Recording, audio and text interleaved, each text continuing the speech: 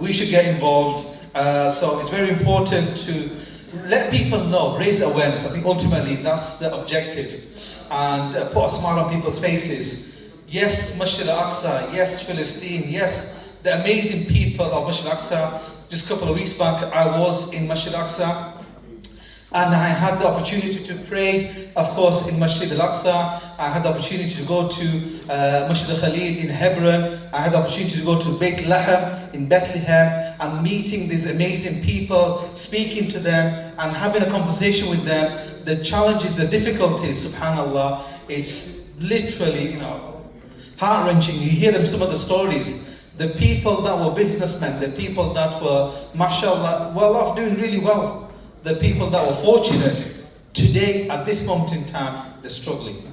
They're struggling, they're finding it difficult, even, struggling to get bread. We're talking about flour, we're talking about oil, we're talking about dates. These are the basic necessities. And people are struggling to even have the money, the finances, the ability to go and purchase this. There are sisters, there are widows, that when we gave them food packs, the smile on their faces, Allahu Akbar, that's all it takes. Going out there, showing them that love and support. Today, alhamdulillah, we've got amazing speakers. We've got a whole panel of speakers, subhanAllah, amazing individuals. Some of those individuals will share their story, will share what they've done and how they've helped and supported them. And others will come and share with you what you can do to get involved, what you can do to even send a letter, a message, an email, or giving that penny or a pound, whatever it may be. It's about you taking the advantage of you being in a blessed land, you being at a place where, mashallah, we need to show gratitude. It's a beautiful hadith, and this hadith, what it encapsulates, subhanAllah, is amazing. Rasulullah says, من أصبح منكم آمنا في سربي معافا في جسدي عنده قوت يومي فكأنما حيزت له دنيا بحذافيرها. He says, whoever begins a day with family security, alhamdulillah, we all have family security. Say alhamdulillah. Alhamdulillah. I'm seeing if you guys are awake. Alhamdulillah. Alhamdulillah. MashaAllah. We have family security. Mu'afan fi jasadi. A person has got good health. Allah keep us all healthy and safe. For those that are not well, Allah give shifa kamil and ajna daiman. Shifa la yubarzak ma'ameen. Allah give shifa, Shaykh Habibi. Allah yashfi.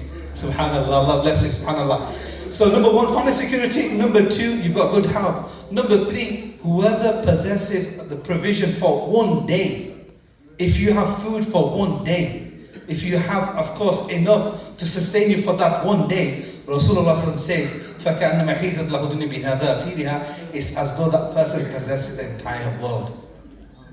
What we have, subhanAllah, we need to share with others. People say to me, mashallah, you go into Masjid al-Aqsa, you go in there and you see people, you see the people struggling and suffering. Yes, but subhanAllah, we saw Brother Osman is in front of me, subhanAllah. You were there just last month with me, and I'm not even talking about the doctors, they'll share their, subhanAllah, beautiful gems, subhanAllah. You saw people suffering, you saw people struggling, and you were there with your own hand giving help and supporting the less fortunate.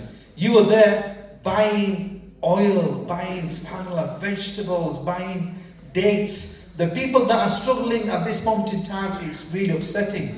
In Beit Lahem, in Bethlehem, every time I've gone there, it's absolutely jam-packed. If you go to the Church of Nativity, opposite that, Masjid al-Umar, when you go to that place, it's absolutely amazing atmosphere because people from all across the world, globe, are there. But at this moment in time, it's like a barren land. There's nobody there. If you go to the Church of Nativity, sometimes you have to wait 2 or 3 hours. We just walk in, see around the manger square, you go to the side, you come out, and you're out.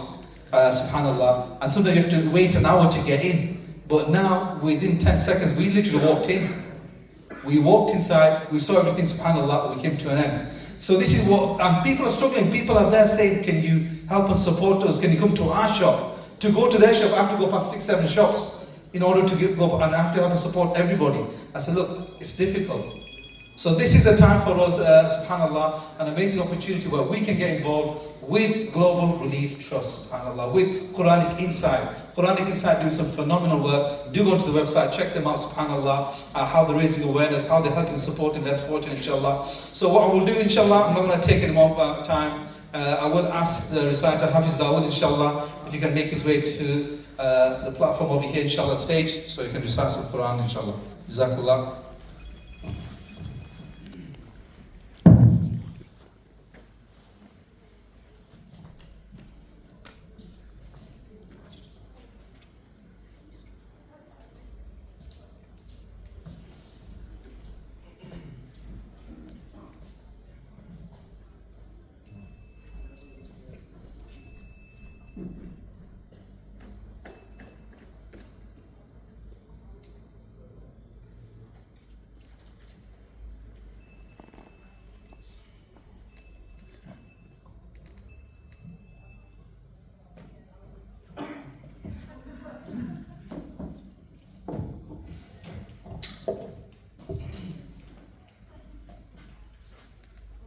أعوذ بالله من الشيطان الرجيم.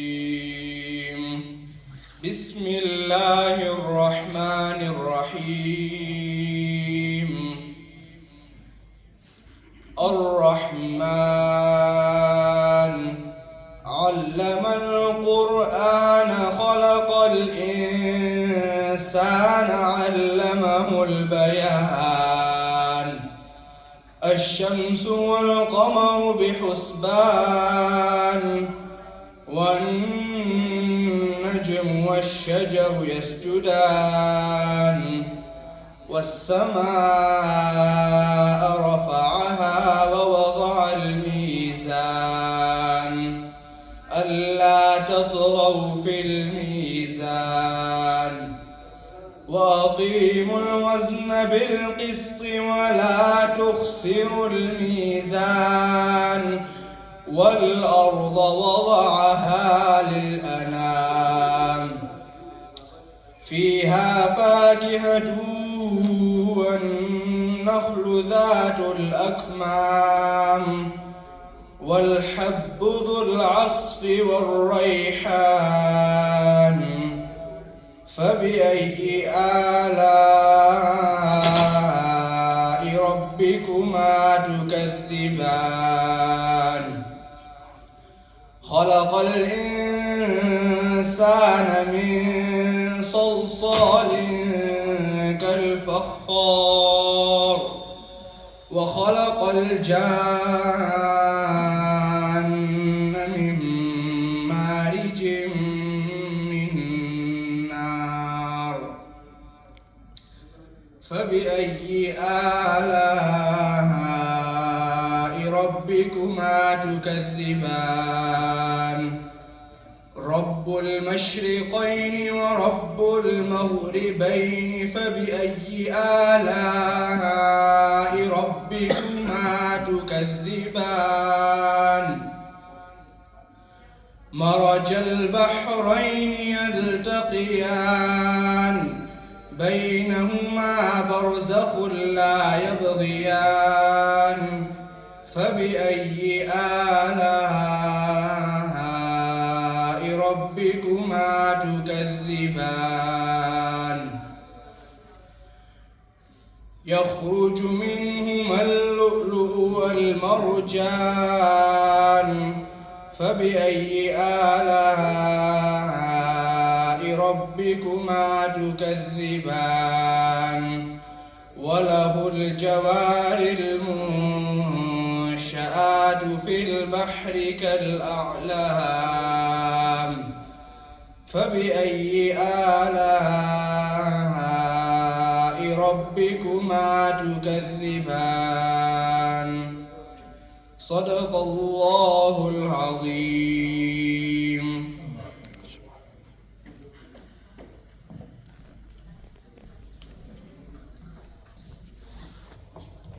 MashaAllah, Jazakallah for that amazing recitation, MashaAllah. Allah give you barakah, Allah bless you, MashaAllah, Hiyakallah. Without further ado, we're going to call our next speaker, inshallah. We've got Rabbi Cohen. If you can make your way to the stage, Rabbi. Absolute pleasure. If I can have a round of applause for Rabbi Cohen, please. Thank you very much. Okay, welcome.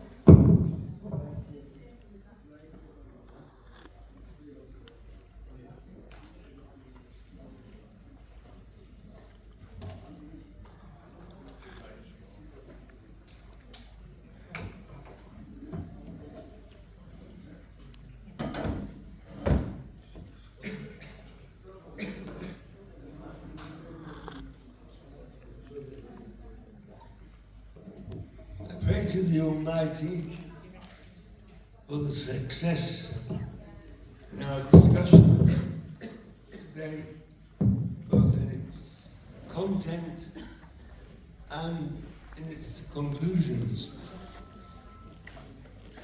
Good evening, everybody. It is a great privilege to have the opportunity of talking to you today, taking part in your organisation's activities, and I thank the organisers greatly. The purpose of this gathering, as I understand, is the Palestinian suffering, both in Lebanon and in Gaza, the war and events that are taking place. And this is what's happening now is the latest episode, the latest stage in an over 100-year festering sore, going back long before the establishment of the State of Israel. It goes back to the ignominious Balfour Declaration. We talk about 7 October last year. We talk about 1948, Nakba.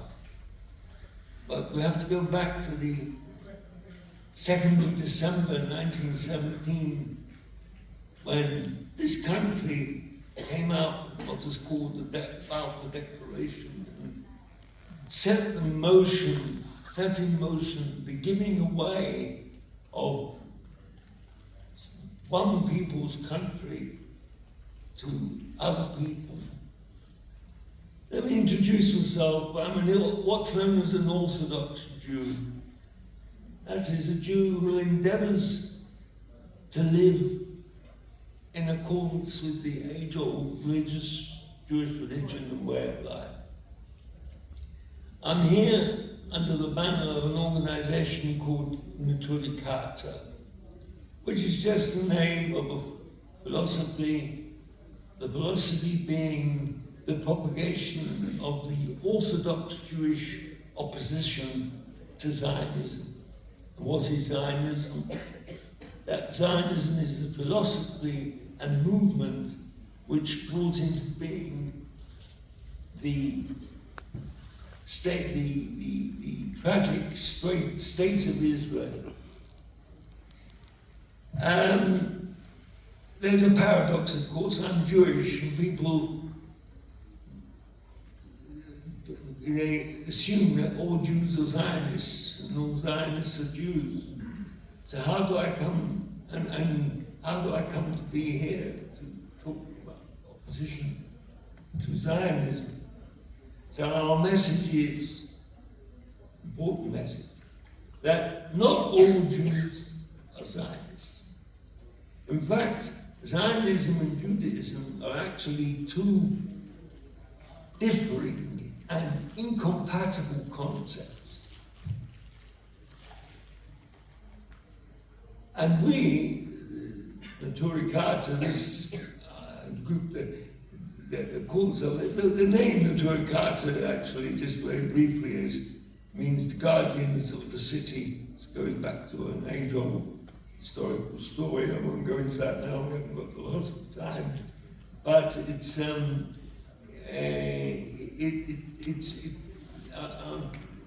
the purpose of the Turikata is to spread the Orthodox Jewish opposition to Zionism. And we believe that coming to these occasions is both a religious and a religion-based humanitarian duty to spread a message which is which is to try and remove the stain on which Zionism is on the Jewish people. Authentic Orthodox Jews, authentic because things have changed over the years, but we go back over hundreds of years. Authentic Orthodoxy sympathize with the Palestinian cause completely and protest the wrongs done to them. Sadly, this is now a minority view among the Jewish people. A significant minority, but still a minority. But this was not always so. The vast majority of Jewish religious authorities rejected, and very many still reject, the whole idea of what is known as Zionism. And this is a genuine age-old Jewish view. It has what I call the authority of history. Zionism is 100 years old. Judaism goes back thousands of years. And the opposition to Zionism, why do we oppose Zionism, is based on two things. Number one, it is against our belief, what we are taught. And it's also against the religious values of humanitarianism, which we are taught, which is something everybody can appreciate, whether they understand the Jewish religion or not.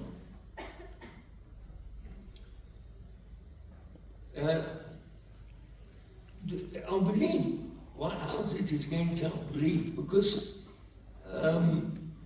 again, we haven't got a lot of time, but I'll try and be brief. We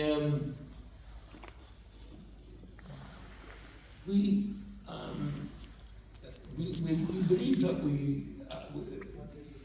going back thousands of years, that we were promised, the Jewish people were promised the right to live in Palestine. But this was subject to conditions, and this is all written in our scriptures, subject to conditions being that we had to maintain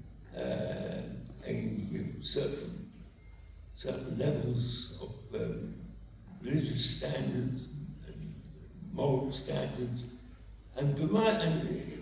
but if we were warned that if these standards were not kept, then the Jewish people would be sent into exile. This is written in the scriptures.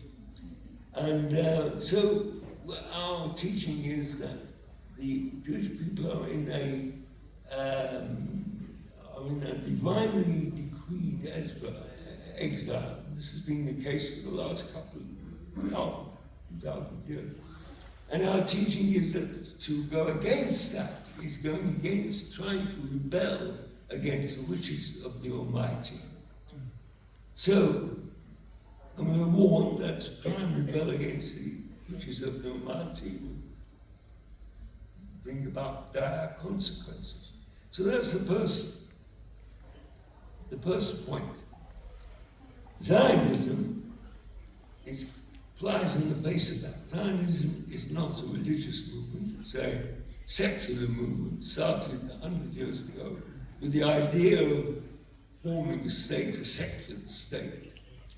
They chose to try and build a secular state in Palestine.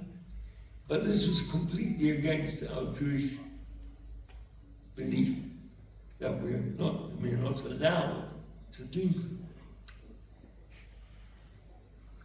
But the main thing the world at large can understand better is that Zionism, its whole philosophy is imposing itself on another people.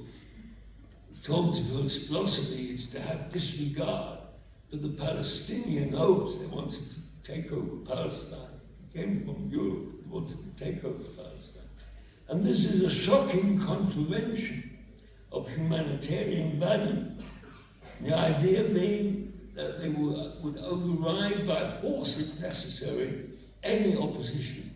Complete disregard of human life, human property. And that is as our eyes have seen, that is the exact nature of Zionism. But that is not the teaching, the Orthodox Jewish teaching. The Orthodox Jewish teaching is to have complete consideration for other people's property and certainly for their lives. So, it's Zionism and Judaism are two completely opposite things.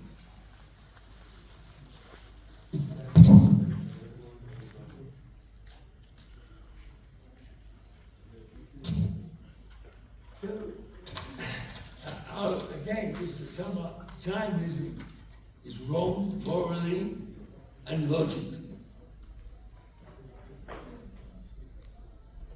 Now we have to understand that the confrontation which Zionism brought about in Palestine, don't forget, Jewish people have lived in Palestine for hundreds of years and lived very peacefully alongside the Muslim communities there. And the strife that is taking place now was only brought about by the Zionist nationalistic idea of forming a state against the wishes of those who are occupying Palestine. And so, to sum up, the Zionists have to understand the Zionist state of Israel. This is very important in the light of what's happening, the horrific, tragic events that are happening now in Palestine. The Zionist state is the underlying cause of the strife. The fact that over the last 100 years there's been strife from one side to the other side, violence, we're not going into accusations of who is right, who is wrong from a violence point of view, but all sides omit, and that goes right up to today, they omit to understand that the basic cause of what's happening in South Palestine today is the very existence of an illegitimate state known as the State of Israel. Even now, at this late stage, after the terrible events that have taken place, everything could be brought to a standstill. Peace could be, in a moment, brought about.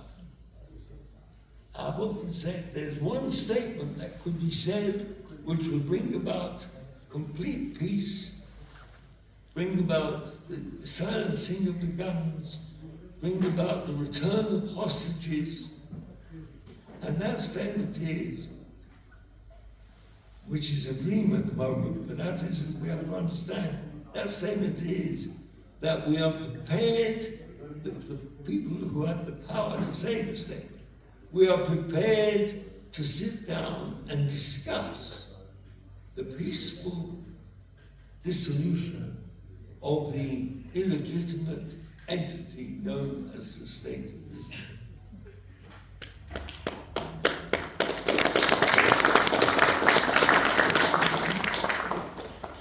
If that statement was made, even if it's something that might take years to implement, there would be, I am certain, that there would be a dramatic change of everything. All the countries, the United States and this country and other countries, were there racking their brains. How can we bring an end to what's going on in Palestine? That could bring the end, very simply. But of course, as we understand, it is a dream because the Zionists are very, very obstinate. They won't make such a statement. It doesn't look like it at the moment.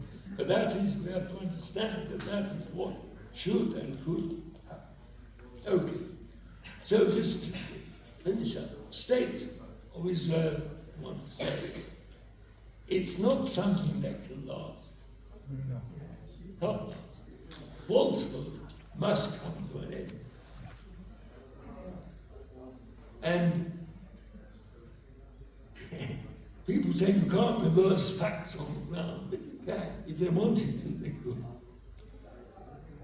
We have to pray for that. Our prayer is for a speedy, total, peaceful dismantling of the entity known as the Zionist state. And there will be no peace, no, let's kid ourselves, there will be no peace in Palestine until that happens. They can try and talk about all sorts of solutions, one state, two states. They will never bring peace in Palestine until that comes about. When that comes about, then Arab and Jew, Muslim, Jew, and any other person can live together in peace as in previous times as they've done. Before, it's only that peaceful coexistence only came to an end with the advent of Zionism. So to end up to say that we have to understand there's no religious war. There are people who want to say that there's a religious confrontation between Muslim and Jew. That is not true. Muslim and Jew have lived peacefully alongside each other for hundreds of years.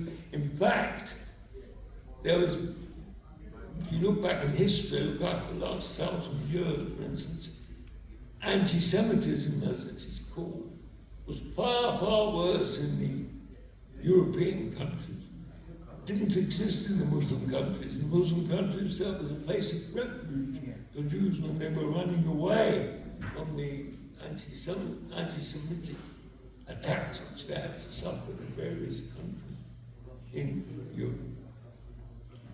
So, I won't take more time up than I'm allotted. That's our prayer, that for the peaceful, total dissolution of the entity known as the Zionist state, and may we remember, and to be replaced by a regime which is totally in accordance with the aspirations of the Palestinian people. And may we merit the time of peace among the whole of mankind. Thank you. Thank you.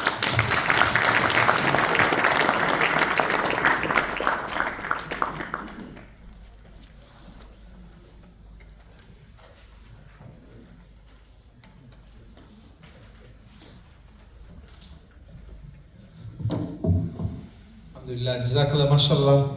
Allah give barak, Allah bless the people that are going through the hardship, the difficulties and challenges on a daily basis. Subhanallah, Allah put a smile on their faces, Allah alleviate the challenges, the difficulties. Ameen ya Rabbal Alameen. Ya Allah, أنت المعطي فاتنا سكينة في القدس في غزة.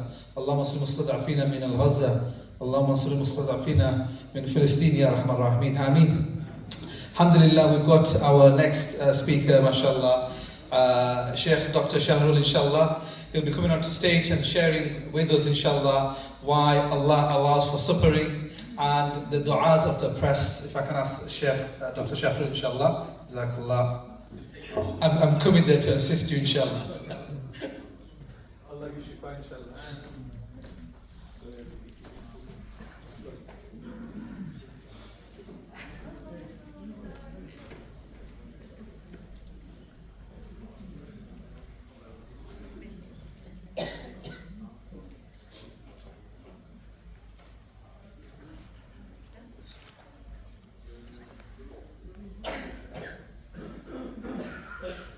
بسم الله الرحمن الرحيم. الحمد لله الذي هدانا لخير الأديان وما كنا لنهتدي لولا أن هدانا الله فلا نعبد ولا نستعين إلا إياه ألف بين قلوب أهل الإيمان فأسبهوا بنعمته إخوانا ثم الصلاة والسلام على شمس الهداية ونور اليقين محمد صلى الله عليه وسلم وعلى آله وصحبه ومن سار على نهجه وتمسك بسنته إلى يوم الدين أما بعد فسلام الله عليكم ورحمته وبركاته. wow. I traveled all the way from Birmingham, spending so long on the boring motorway to meet the Muslims of Birmingham and Blackburn. And I greeted you all by saying Assalamu alaikum, and not even one wa alaikum salam. So let's do that again. Assalamu alaikum wa rahmatullahi wa barakatuh. Much better. You know, to understand what I'm going to say, there's three things we need to do. Set the record straight. Number two, understand the current situation. And number three, why does Allah allow this situation to happen to the Muslims? So let's set the record straight. You know, I want to thank Rabbi for his presentation, because that did the job. This is nothing got to do with a fight between Islam, between the Muslims and the Jews or Judaism. Nothing got to do with Judaism. This is a fight between Zionism and Islam, between evil and righteousness, between massacre and the love of life. So let me tell you this, my brothers and sisters. It is absolutely clear in the books of fiqh that it is a duty upon Muslims to fight in defense of non-Muslims, to kill and to be killed. This is talking against Muslims. To defend non-Muslims if the aggressors are Muslims. It is a duty upon the Muslims to fight the aggressing Muslims, to defend and protect the Muslims. A clear fact. So nothing to do with Zionism, nothing to do with Judaism and Islam, but everything to do with this insidious political ideology, Zionism, an ideology which has its roots in atheism and nothing to do with the religion of Judaism. You know, Rabbi pointed out the Balfour Treaty and the Balfour Declaration. I mean, it's an amazing thing. Amazing thing. So, something doesn't belong to me. So I come to your house, my brother, and I decide to give your house to the sheikh with the green hat and the white turban sitting in the front row. Would you allow me to do that? No. I'm talking to the brother in the middle row with glasses. You wouldn't allow. That's exactly what happened.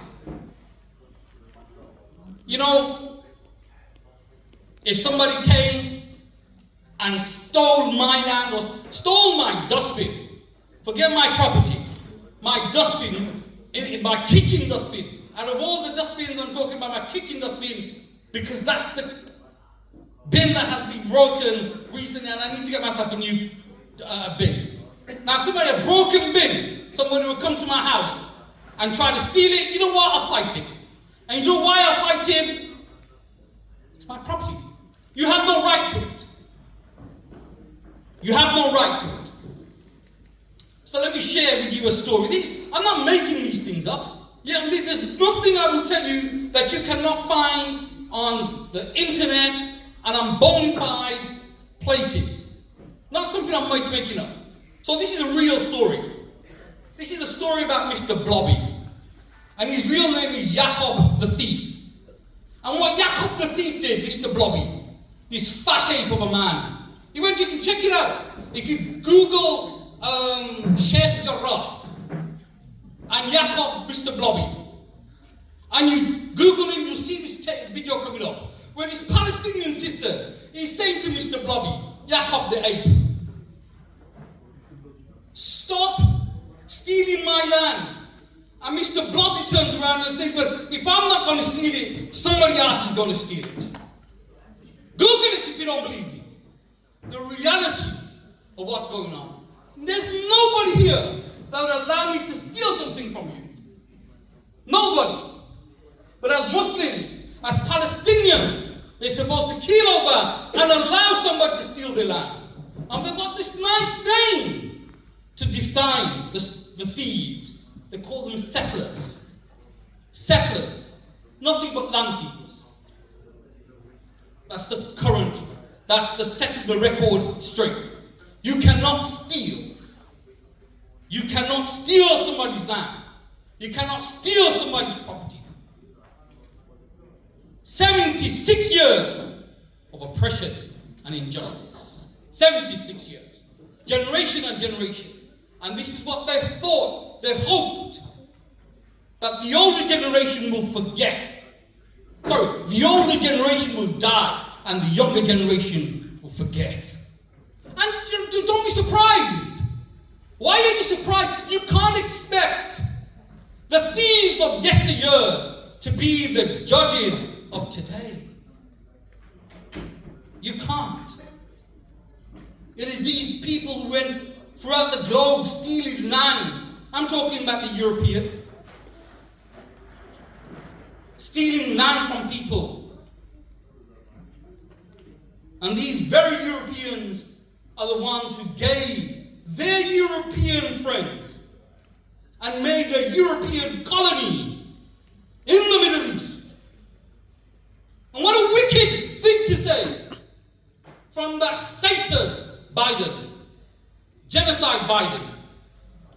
What an evil thing to say.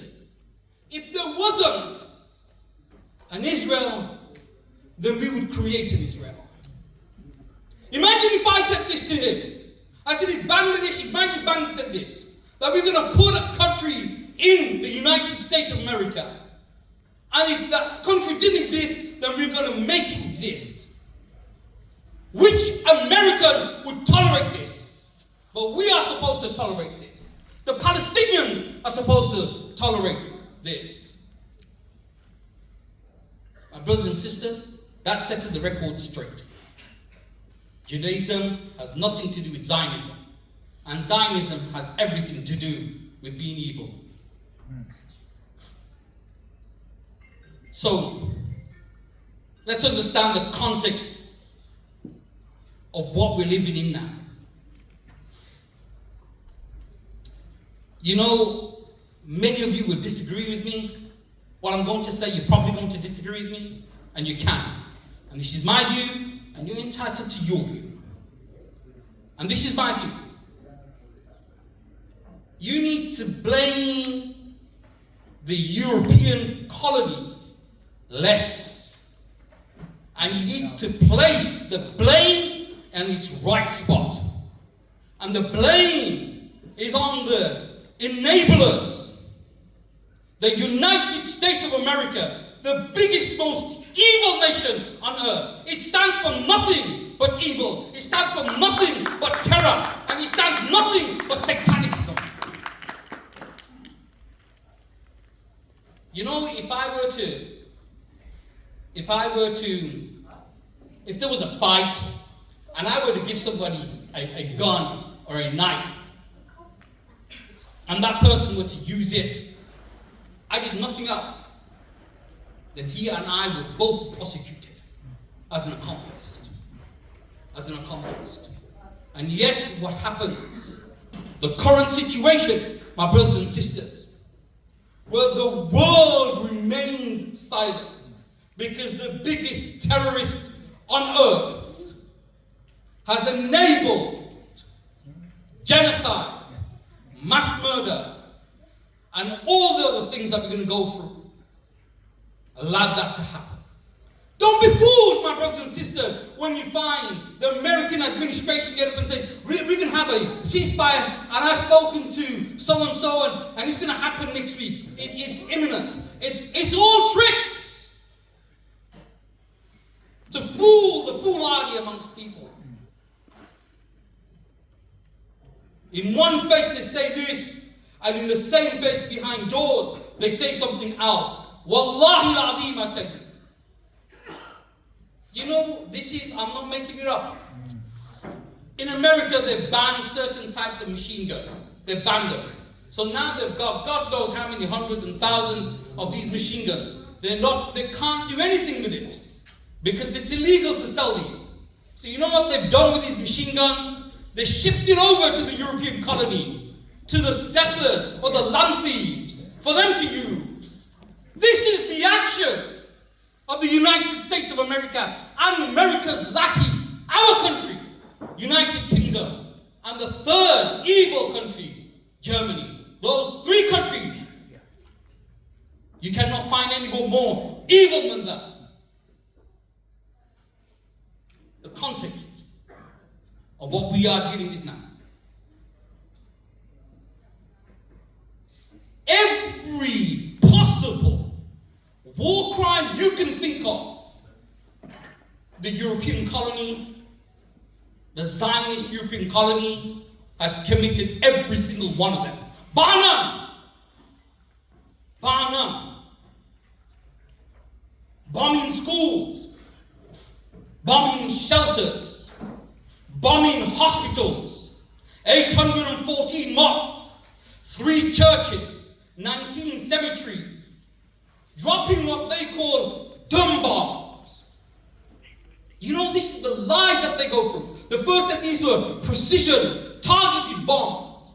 And later on it came out that they were using dumb bombs, not smart bombs, dumb bombs. So what they mean by dumb bombs is not to reflect their intelligence. But the mean is that it's not guided. You just drop it, and where it falls, it detonates, and it brings down buildings. It brings down buildings. Crime after crime. Let me tell you something now. Because what I said to you, my brother and sister, I'm not making this up. Wallahi al-Azim, I'm not making it up. Okay, I come from an academic background, and what I'm delivering to you is research that have been done by bona fide people. You know, Blinken, this is something recent. Blinken was given, the Mal'oon, was given a report that the European Zionist colony in the Middle East is deliberately preventing food aid to enter Gaza. They said that. And now, the law is this. American law is this. If a country does that, you stop funding it. You cannot sell arms to it. Do you know what Blinken the Maroon did? He put that, dismissed that, overrode the actual decision and ignored it and still allowed the sales of arms to Israel. These crimes, my brothers and sisters, that the Zionist colony, European colony, is committing. You think they can't see it? Do you really think they can't see it? Do you really think they don't know it?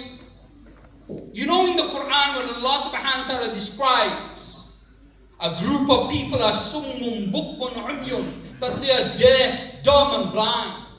Do you really think that they can't hear? Do you really think that they can't speak? And do you really think that they can't see? Because I guarantee you they have those faculties. But Allah subhanahu wa ta'ala put a knot on the tongue and a plug in the mouth so they can't speak the truth, they can't see the truth, and they can't hear the truth. It doesn't matter what happens to them, they can never accept it. Killing of children. Remember, this war is a war about fighting Hamas. Killing children. Killing women. That's what this war is about. And you think America, Britain, and Germany doesn't know this? Think again. Think again. That's the context of the current situation. So we understood setting the record straight. We understood the context. And I don't have long. Let me tell you, my brothers and sisters, what this war is about. This war is about exposing people's true colors. You know, let me ask you this. Has it exposed the Western world? Is there anybody that cannot see the blatant hypocrisy of the Western world? Is there anybody that can't see the blatant double standard of the Western world? The two faces of the Western world? The genocide-loving Western world? In every single step where they can violate their own values, they've done that. The bastions of humanitarianism, the bastions of human rights, of international law, everything went out the window in support of their European friends to sustain their European colony in the Middle East. And they did that. And now Allah's exposed them. Those people who couldn't see Western hypocrisy can see clearly. Believe me, you probably don't know these people. But from one end to the other end, people can see the hypocrisy. Remember, these people spend hundreds of millions of pounds producing Hollywood films about oppression, about rising up and defending, about people taking the land. And you think these people don't know the difference between stealing and not stealing? Killing children, not one, two, but thousands of them. And the justification each time, Hamas fighters were there. Hamas fighters were there, that's why we bombed it. And that's the justification. It exposed the Western world. It exposed the lies of the BBC. Lies of people like Suella Monkeyface, this ugly human being. Because really, I'm telling you, you know what? Allah creates people in the way He creates them. But this human being, even when she was at Cambridge University, she looked like a baboon. Okay, and this monkey-faced Suella, okay, was calling this as what? Protest as hate speeches. He got big ears, Sunak who can't afford a longer pair of trousers. Wanting to he phoned the Metropolitan Chief to get the protest banned. This is the length that these people went to. And the lies of the BBC and the Western media. I've been given notice of 5 minutes, my brothers and sisters, so I better wrap up a bit. And you know what else He exposed, my brothers and sisters? And this is where my biggest hurt is. It exposed the Muslim leaders. We get to them one. I need to wrap up because I've been given 5 minutes. Let me tell you a story, my brothers, before I finish up with this hadith, and you'll understand why Allah subhanahu wa ta'ala makes this happen. I want to take the story of 3 scumbags. Okay? There's a competition between 3 scumbags. And they sat amongst themselves and they were saying, you know what? Who's the biggest scumbag amongst us? So scumbag number 1 said, I'm the biggest scumbag out of us. I will prove it to you. Moments later, this old woman, a booty, with a walking stick, walking much like what I did, okay, struggling on the road, was walking, and scumbag 1 said, watch this. He went to her, he grabbed her stick, and he beat this defenseless woman until she was knocked out conscious. And he came back and see what I did? Scumbag 2 said, you know what? Just watch what I do. So he got up. He splashed water on her and revived this woman. And then after reviving her, he got the stick and he beat her again until she's unconscious. And then the third scumbag said this. He was sitting there laughing. Ha ha, ha ha, ha ha. I was, what are you laughing at? He said, I'm the biggest scumbag out of you two. I said, look, what are you talking about? You're the biggest scumbag. You've done nothing. And you're sitting down there laughing and claiming that you're the biggest scumbag. He goes, dude, do you know this woman that you battered? Do you know who she was or is? I said, no. He said, that's my mother. Now, who's the worst out of those three scumbags? So let me tell you this because we want to wrap up. Scumbag number one are the Zionists that we can see. Bombing and killing, committing every war crime possible, and genocide. Scumbag number two is the Western world, as it stands by and watches this massacre and genocide, and not only that, is complicit in this. And you know who scumbag number three is? The champion scumbag? The Muslim leaders. And if you think you're not going to be accountable in front of Allah, then you think you're gay. And those people who think that they can't do anything, you need to kick out the United States of America from your country. You need to kick out the United Kingdom from your country, and Germany from your country. Put sanctions on them and stop trading with them. Allahu Akbar. Let me conclude this, my brothers, because you're still thinking, where is this going to? And I apologize if I take 2 more minutes, please. I promise you this is the last bit. The Prophet sallallahu alaihi wasallam, everybody's heard the hadith. So why does this Allah allow this?